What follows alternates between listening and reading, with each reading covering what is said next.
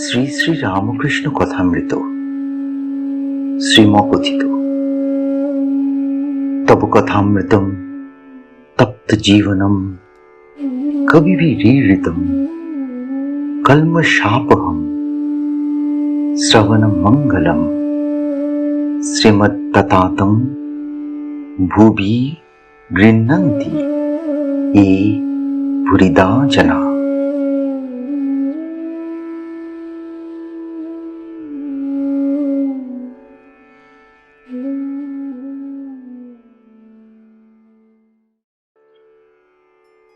শ্রীযুক্ত কেশবের হিন্দু ধর্মের উপর উত্তরোত্তর শ্রদ্ধা। এইরূপ নানা স্থানে শ্রীযুক্ত কেশব সেনকে শ্রীরামকৃষ্ণ কথাচ্ছলে নানা উপদেশ দিয়েছিলেন। বেলঘরের বাগানে প্রথম দর্শনের পর কেশব 28 মার্চ 1875 রবিবার মিরার সংবাদপত্রে লিখেছিলেন, We met not long ago Paramahansa of Dakshineshwar and were charmed by the depth, penetration and simplicity of his spirit. The never-ceasing metaphors and analogies in which he indulged are most of them as apt as they were beautiful. The characteristics of his mind are the very opposite of those of Pandit Dayanand Saraswati, the former being so gentle, tender, and contemplative, as the latter is sturdy, masculine, and polemical. Hinduism must have in it a deep source of beauty, truth, and goodness to inspire such men as these. আমরা অল্পদিন হইল দক্ষিণেশ্বরে পরমহংস রামকৃষ্ণকে বেলঘরের বাগানে দর্শন করিয়াছি। তাহার গভীরতা, অন্তর্দৃষ্টি, বালক স্বভাব দেখিয়া আমরা মুগ্ধ হইয়াছি। তিনি শান্ত স্বভাব, কোমল প্রকৃতি, আর দেখিলে বোধ হয় সর্বদা যোগেতে আছেন। এখন আমাদের বোধ হইতেছে যে হিন্দু ধর্মের গভীরতম প্রদেশ অনুসন্ধান করিলে কত সৌন্দর্য, সত্য ও সাধুতা দেখিতে পাওয়া যায়। তা না হইলে পরমহংসের ন্যায় ঈশ্বরীয় ভাবে ভাবিত যোগী পুরুষ কিরূপ দেখা যাইতেছে। 1876 জানুয়ারি আবার মাঘোৎসব আসিল। তিনি টাউন হলে বক্তৃতা দিলেন।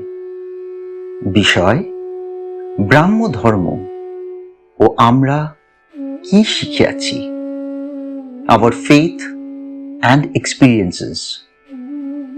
তাহাতে হিন্দু ধর্মের সৌন্দর্যের কথা অনেক বলিয়াছিলেন।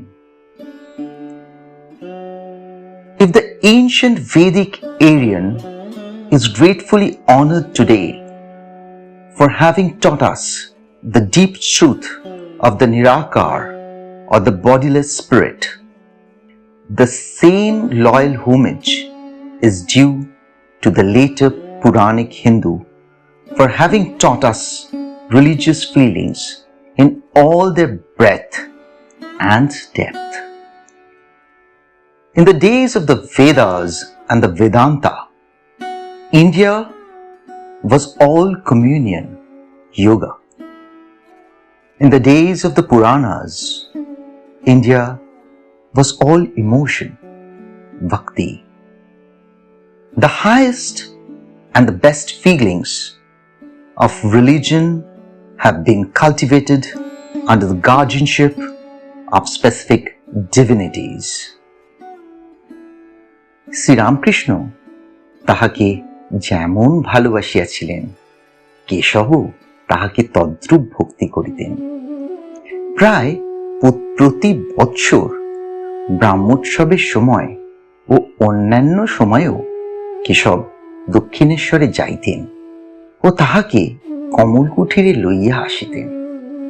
কখনো কখনো একাকী কমল কুঠিরের দ্বিতলস্থ উপাসনা কক্ষে পরম অন্তরঙ্গ জ্ঞানে ভক্তি ভরে লইয়া যাইতেন ও একান্তে ঈশ্বরের পূজা ও আনন্দ করিতেন।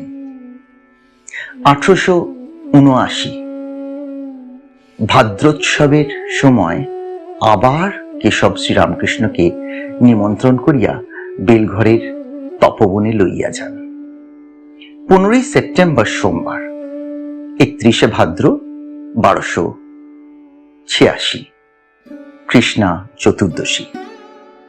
আবার 21 সেপ্টেম্বর কমল কুঠিরে উৎসবে যোগদান করিতে লইয়া যান। এই সময় শ্রীরামকৃষ্ণ সমাধিস্থ হইলে ব্রাহ্মভক্তগণ সঙ্গে তাহার ফটো লওয়া হয়। ঠাকুর দণ্ডায়মান, সমাধিস্থ, হৃদয় ধরিয়া আছেন। 22 অক্টোবর 6 কার্তিক 1286 বুধবার, মহাষ্টমী। নবমীর দিন কেশব দক্ষিণেশ্বরে গিয়া তাহাকে দর্শন করিলেন। 1879 29 অক্টোবর বুধবার, 13 কার্তিক 1286 কোজাগর লক্ষ্মী পূর্ণিমা বেলা 1টার সময় কেশব আবার ভক্ত সঙ্গে শ্রীরামকৃষ্ণকে দক্ষিণেশ্বরে দর্শন করিতে যান।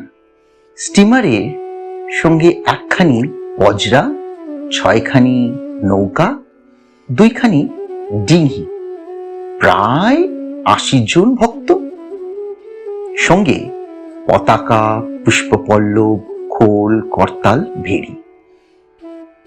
হৃদয় অভ্যর্থনা করিয়া কেশবকে স্টিমার হইতে আনেন।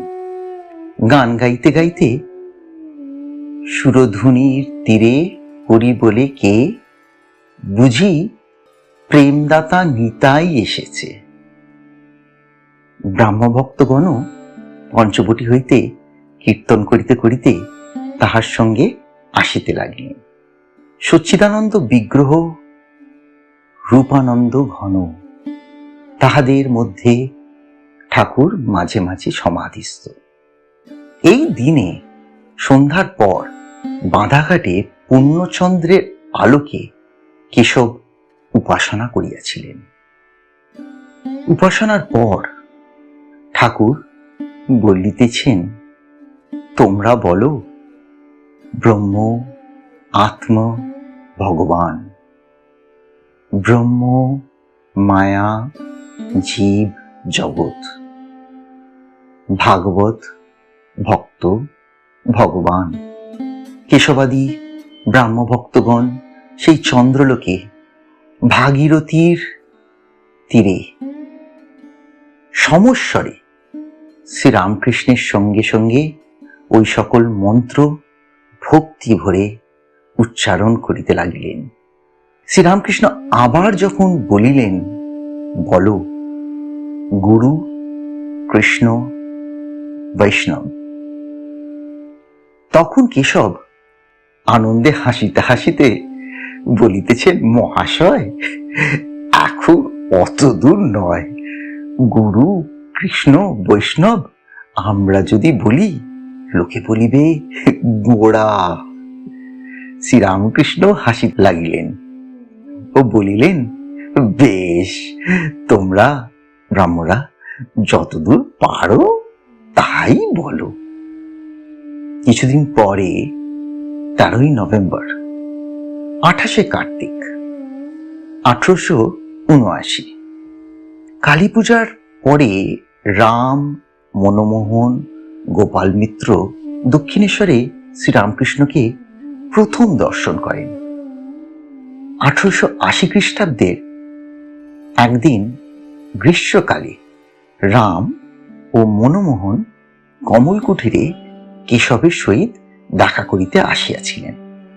তাহাদের ভারী জানিতে ইচ্ছা কেশববাবু ঠাকুরকে কিরূপ মনে করেন।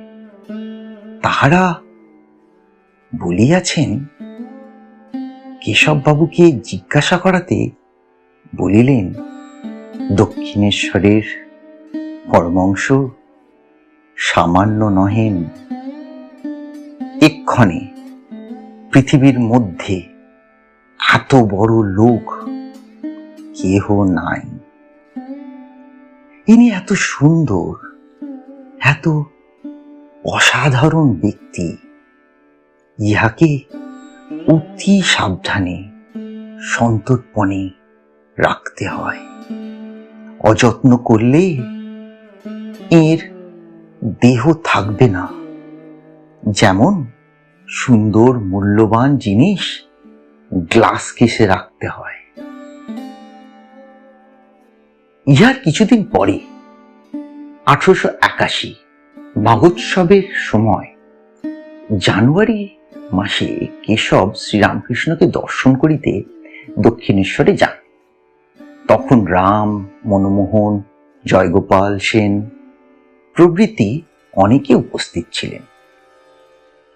1803 শক 1 শ্রাবণ কৃষ্ণা চতুর্থী 1288 শুক্রবার 15 জুলাই 1881 কেশব আবার শ্রীরামকৃষ্ণকে দক্ষিণেশ্বর হইতে স্টিমারে তুলিয়া লন। 1881 নভেম্বর মাসে মনমোহনের বাটিতে যখন ঠাকুর শুভাগমন করেন ও উৎসব হয়, তখন কেশব নিমন্ত্রিত হইয়া উৎসবে যোগদান করেন। শ্রীযুক্ত ত্রৈলোক্য প্রভৃতি গান করিয়াছিলেন। 1881 ডিসেম্বর মাসে রাজেন্দ্র মিত্রের বাটিতে শ্রীরামকৃষ্ণ নিমন্ত্রিত হইয়া যান। শ্রীযুক্ত কেশবও গিয়াছিলেন। বাটিটি ঠনঠনে বেচু চ্যাটার্জি স্ট্রিটে। রাজেন্দ্র রাম ও মনমোহনের মেসমশায়। রাম, মনমোহন, ব্রাহ্মভক্ত রাজমোহন রাজেন্দ্র কেশবকেও সংবাদ দেন ও নিমন্ত্রণ করেন। কেশবকে যখন সংবাদ দেওয়া হয়, তখন তিনি ভাই অঘোরনাথের শোকে অসুচ গ্রহণ করিয়াছিলেন।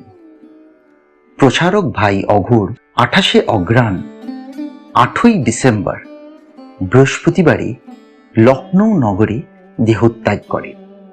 সকলে মনে করিলেন কেশব বুঝি আসিতে পারিবেন না। কেশব সংবাদ পাইয়া বলিলেন, সে কি, পরমহংস মহাশয় আসিবেন আর আমি যাইব না? অবশ্য যাইব, অশৌচ, তাই আমি আলাদা জায়গায় খাব। মনমোহনের মাতা ঠাকুরনী পরম ভক্তিমতী শ্যামা সুন্দরী দেবী ঠাকুরকে পরিবেশন করিয়াছিলেন। রাম খাবার সময় দাঁড়াইয়াছিলেন। যেদিন রাজেন্দ্রের বাটিতে শ্রীরামকৃষ্ণ শুভাগমন করেন, সেই দিন অপরাহ্নে সুরেন্দ্র তাহাকে লইয়া চীনা বাজারে তাহার ফটোগ্রাফ লইয়াছিলেন। ঠাকুর দণ্ডায়মান সমাধিস্থ। উৎসবের দিবসে মহেন্দ্র গোস্বামী ভাগবত পাঠ করিলেন। 1882 জানুয়ারি মাঘোৎসবের সময় শিমুলিয়া ব্রাহ্ম সমাজের উৎসব হয়। জ্ঞান চৌধুরীর বাটিতে দালানে ও উঠানে উপাসনা ও কীর্তন হয়। শ্রীরামকৃষ্ণ ও কেশব নিমন্ত্রিত হইয়া উপস্থিত ছিলেন। এই স্থানে নরেন্দ্রর গান ঠাকুর প্রথম শোনেন ও তাহাকে দক্ষিণেশ্বরে যাইতে বলেন।